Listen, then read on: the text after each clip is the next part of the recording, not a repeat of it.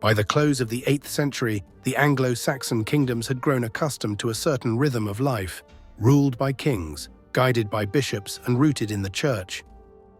Though rivalries flared among kingdoms like Mercia and Northumbria, there was a sense of divine order. But in the year 793, this sense of stability was shattered.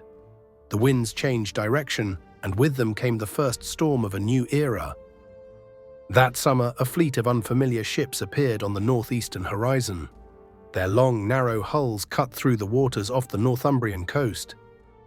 At their oars sat men with no crosses, no Christian kings, only shields, axes, and a hunger for what lay inland.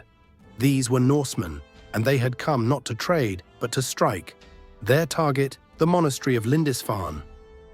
Lindisfarne, also known as Holy Island, had been founded over a century earlier by Saint Aidan under the patronage of King Oswald of Northumbria. It had grown into a respected religious centre, a place of quiet devotion, scholarly learning, and monastic discipline. Monks here copied manuscripts, kept relics, and prayed in isolation from the world. On a fateful day in June 793, that peace was violently broken. The Viking raiders descended on Lindisfarne with speed and ferocity. They stormed the monastery, tearing through its stone halls, cutting down the monks who stood in their path. Sacred relics were smashed, manuscripts were trampled or burned.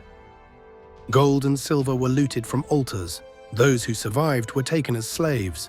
Others were left dead beside the sacred shrines they had tended. The attack shocked the Christian world. It wasn't just an assault on a remote island. It was an assault on Christendom itself. For the Anglo-Saxons, it was more than a massacre, it was a warning. In this early Christian mindset, such an event could not simply be political or military. It was interpreted as divine punishment. Many believed that their sins had invited the wrath of God, carried out by pagan hands. But the Vikings weren't motivated by religion. They were motivated by opportunity. Lindisfarne was rich, exposed, and undefended. It had everything a raiding party could hope for. It was the perfect target. This raid marked a turning point. Until now, Norse contact with England had been limited to trade or exploration. The attack on Lindisfarne transformed that relationship. No longer distant merchants or curious outsiders, the Norsemen had become a threat, feared and unpredictable.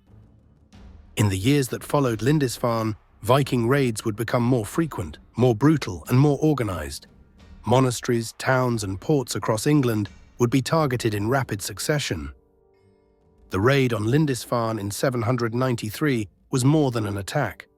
It was the spark that ignited the Viking Age, a turbulent era that would tear through England's kingdoms and reshape its destiny for nearly 3 centuries.